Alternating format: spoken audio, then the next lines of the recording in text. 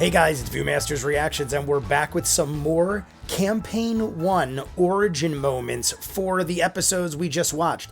But there's a couple that I haven't seen from other episodes. Yesterday I put up a video called The Origin Moments of Scanbo, something to that effect, and it was by Arsqueef. I'd never heard that name before in the comments or anywhere else. I was blown away by how many of you knew and how popular Arsqueef is. So I went on Arsqueef's channel after that and found out they don't post a whole lot of videos, but in the last 2 weeks since Vox Machina came out, The Legend of Vox Machina, they've posted 8 videos. Now, half of them are scenes I've already seen through other people that also posted origin comparisons from that to the show, meaning Campaign 1. But there are at least 4 videos that Arsqueef has posted that I haven't seen yet. One involving Vax and Keyleth, so I wouldn't have been able to see it yet because I just finished episode 9 yesterday. There also is a moment with Percy and a moment with Vax and Gilmore, all done through the Campaign 1 scenes that, our real people did. So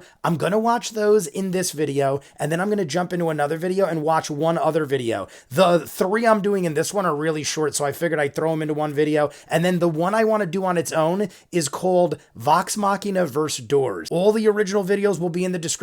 So like I said, after this, we're going to react to the Doors episode. And for now, let's just jump in. You guys want to see more of what I do, full on edited reactions, all the shows on the channel, seasons ahead of what you're seeing, and hundreds of exclusives you'll only see on Patreon. The link's at the end. If not, here we go. This is some origin moments from episodes of The Legend of Vox Machina. There's 3 different videos and all 3 have different volumes, so bear with me if they slowly adjust, but I'm gonna try to manipulate it as best I can to be the same. First up is called Percy Backstory Alarm.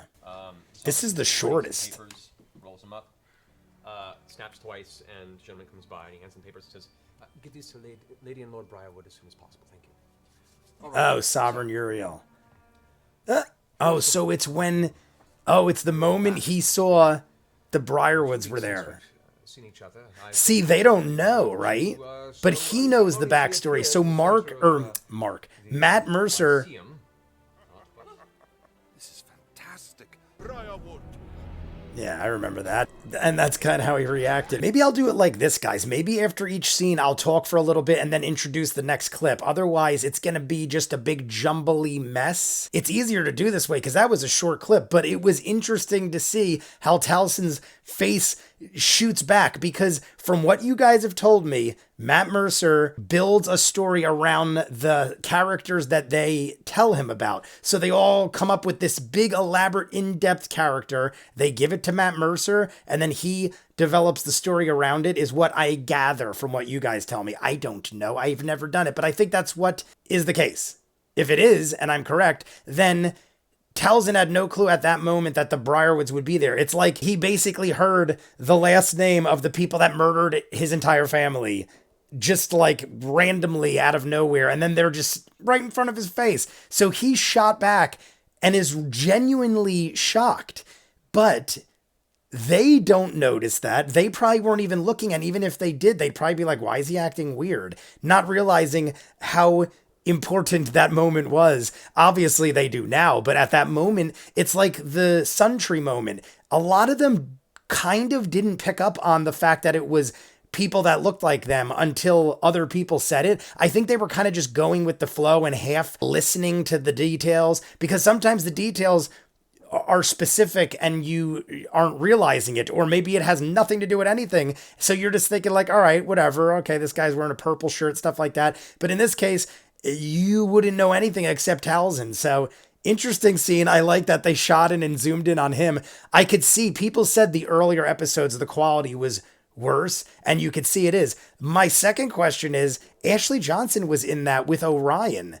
I thought Ashley replaced Orion. So there was a time when Tiberius and Pike were in the same scene. I'm just assuming that Tiberius is never going to be a character or spoken of in this, because why do it? Especially since I'm assuming somehow he ends. Do they kill Tiberius off or something? That's interesting in itself. But I just noticed that Ashley Johnson was there with Orion, and I thought she replaced him. Let's jump into the next one. The next clip up is when Vax met Gilmore, and I'm curious about this one because I do enjoy Gilmore. Gilmore is an interesting character, but I know that Matt Mercer does the voice of him in the campaign, and in the actual episode where we meet Gilmore, he is not the voice, Matt Mercer. So I'm curious how Matt Mercer portrays his voice, and I'm curious how it actually comes across, because in the episode, it got very flirty, and you obviously know there's something going on. So let's just check it out. We'll talk after. However, the beaded curtain Here we go. swooshes open with a grandiose gesture of one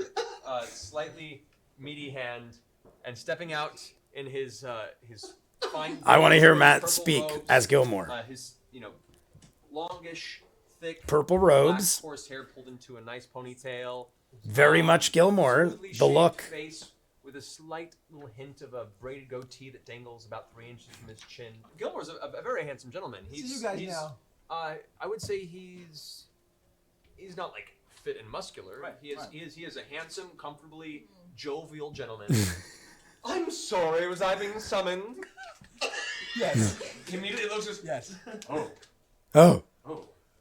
You've returned.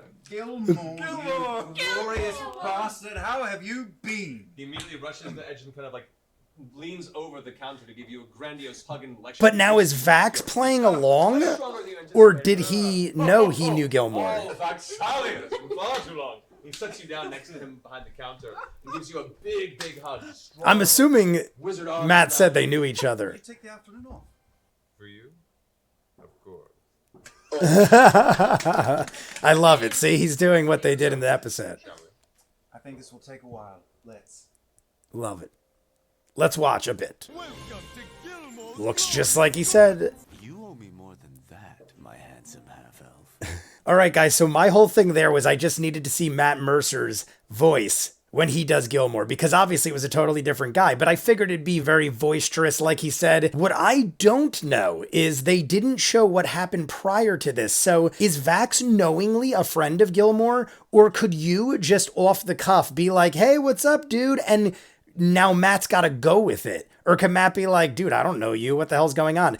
I don't know. Like maybe right before that, it was established by Matt Mercer that Vax knew Gilmore. Otherwise, that would be awesome if you could just off the cuff pretend you know people and Matt Mercer could willingly go with it, or be like, no, I don't know you, and then make you look weird and awkward. I don't know though. How would that work? I feel like you'd have to follow certain rules, but that to me seems like something you'd be able to do. I don't know if it would fly though. It might be acknowledged that like, no, you can't just like make fake friends with people you don't know, or I don't know. That's interesting to me. But basically the whole point of that was to see the interaction between Vax and Gilmore because of the way it looks in the episode. It was done spot on. That was one of the scenes that was very similar, because there's a lot, like the one I watched yesterday with Scanbo, a lot of differences in that. But they sort of use different scenes to portray different things in the episode just to speed things along. I get why they did it. They did a whole lot of things in just like one scene and got a whole lot done. Like Cock Lightning wasn't even part of it, and that was in the episode. So let's just jump into this last one. The last one is Vax tells Keyleth he loves her. We out of combat now? You guys are currently out of combat. Okay. I'm going to, clutching my bleeding belly, walk over toward Keyleth and say that was a close one. Yeah. You know, I kind of feel like we've been here before. Oh, right. Oh, That's right, how we it have happened, I been here think. before. You know I'm in love with you, right? And I kiss her. Look at Percy. Matt is even a little bit shocked. And on that note, we're gonna go ahead and take a quick little break. Oh, that's the whole thing we see? I wanted to see Keyleth's reaction. Quick I want break. to see what color you turned. Oh my god, yeah!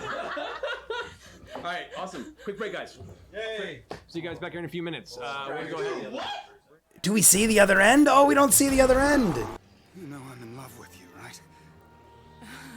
Wait. What? It specifically had Liam say, are we out of combat? Now, did he mean we're out of combat, like hiding like they were in the episode of The Legend of Vox Machina? Or in the campaign were they out of battle, like the battle was over? Because he did say out of combat, so I heard it differently and I thought differently, but it could just mean what it actually showed in the episode, like they snuck off to the side because he is bleeding and stuff. But I think Liam said, and I kiss her. So did he actually kiss her? I believe he did. We didn't get to see Marisha's reaction to it. She kind of just hid behind a book.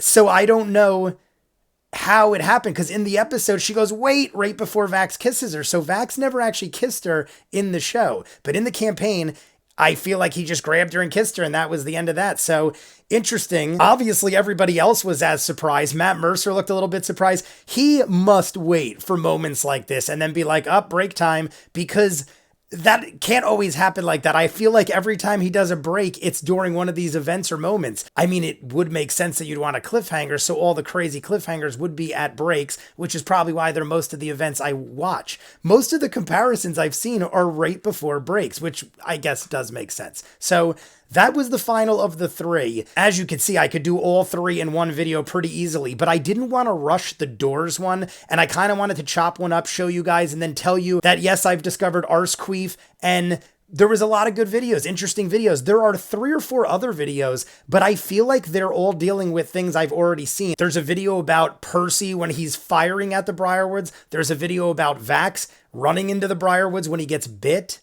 There's another video about the Sun Tree, which everybody's done the Sun Tree. I mean, I understand why. They pretty much said themselves, Critical Role, that that was when everything changed. So I understand that's the most popular one right now. Everybody that I've seen, that I've watched comparison videos with, has had a Sun Tree video. But there was a 4th one too. Maybe I'm wrong, but there was at least 3 or 4 dealing with topics and events I've already reacted to. Also, guys, I chose this thumbnail because 1, it's amazing, and 2, this is where I saw Sam Riegel in Scanbo, where he asked to be a Triceratops. First off, if you guys notice, I'm a huge Norm Macdonald fan. I have the Turd Ferguson shirt where he is Burt Reynolds with the giant cowboy hat. I feel like he resembles somewhat Turd Ferguson there. I know he's probably not. He's probably Burt Reynolds, though.